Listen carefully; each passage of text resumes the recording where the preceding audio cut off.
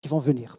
Tout simplement, je voudrais vous dire que le Maroc est en train de préparer un barème d'indemnisation en matière d'accident, en matière de responsabilité médicale. Donc c'est un projet qui est en cours, mais qui n'a pas encore vu le jour. Et je vous remercie. Merci. Excusez-moi, encore une minute, s'il vous plaît. Je vous appelle.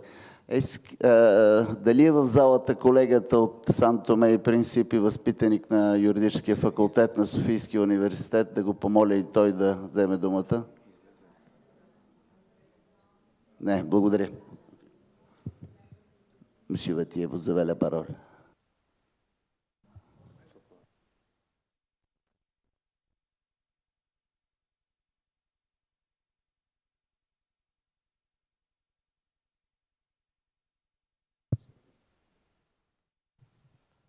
Значи бих искал от гледна точка на това, че в край на краищата човешкия живот и човешкото здраве е изконна и върховна ценност. Да се подходи с особено внимание към този проблем. Мисля, че България е много назад в сравнение с достиженията на Франция. Мисля, че даже Европейския съюз правилно се подчерта, би могъл да вземе доста примери от законодателството, за да го наложи в останалите страни членки. И по този начин да се гарантира на пациентите възможността да имат достъп до досиета, да могат да ги ползват като доказателства, да могат не те да доказват, че лекаря е допуснал грешка, а лекаря да доказва, че е спазил всички подробно разписани правила, защото лекаря е професионалиста и не пациента трябва да докаже нещо, което не разбира, а лекарят считам, че трябва да докаже това, в което той е професионалист. По този начин само и единствено би могло да бъде гарантирано правото на телесна неприкосновеност, здраве и живот на всеки един човек, което вече в целия Европейски съюз е първото и най-важно право, гарантирано от всяка една държава в демократичното общество. Благодаря. La dernière intervention très courte, parce qu'il est déjà 20 minutes de retard. Само една забележка. Естествено, Европейският съюз би могъл да бъде рамката за развитието на това право. Но все пак да се сетим, че само 10 страни членки на Съюза имат такъв медицински закон.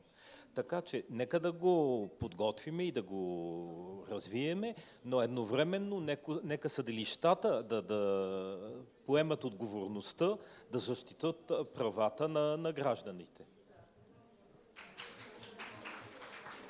Oui.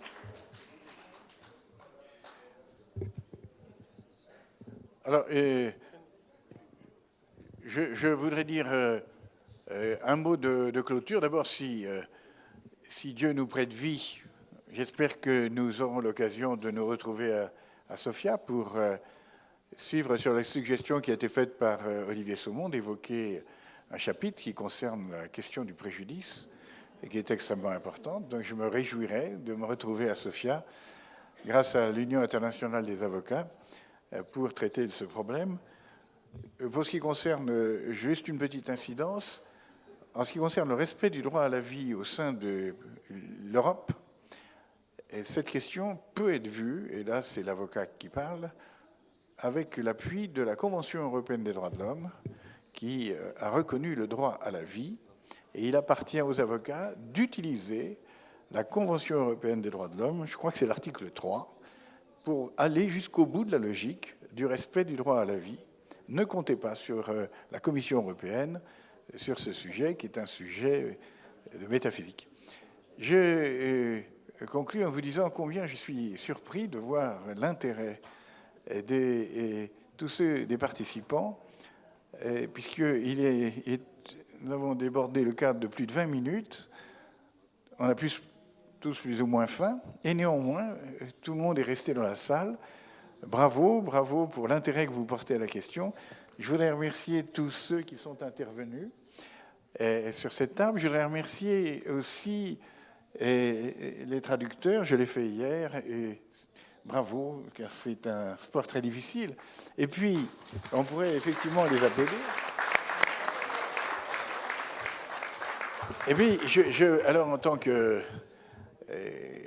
du barreau de Paris, je voudrais vous dire combien je me réjouis des liens qui peuvent exister entre le barreau de Paris et le barreau de Sofia, entre le barreau français et le barreau bulgare, et remercier tout particulièrement l'équipe des avocats bulgares et des avocats de Sofia qui ont contribué à l'organisation de ce séminaire. C'est formidable, un séminaire pareil, parce que ça permet des confrontations de points de vue, ça permet d'ouvrir les yeux et ça nous permet de trouver les voies que nous emprunterons ensemble dans l'avenir, dans le cadre de l'Union européenne ou dans le cadre de la francophonie, je veux dire par là, dans le cadre de notre culture, de la culture commune qui nous unit. Et je vous dis donc à bientôt aussi dans une conférence, la conférence des barreaux de tradition juridique commune, qui regroupe tous ceux qui ont les mêmes principes de culture juridique. Et je vois que la Bulgarie, qui est membre de l'Organisation de la francophonie, est très attachée à ces principes. Alors je vous dis donc à très bientôt à Paris, à Sofia ou n'importe où dans le monde francophone.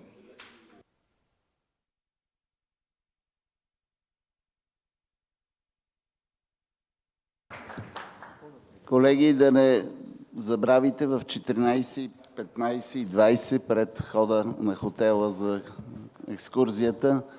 Pour tous nos invités, je répète encore une fois s'il vous plaît, 15 minutes, il y a un autobus pour l'excursion. Vous êtes bienvenus.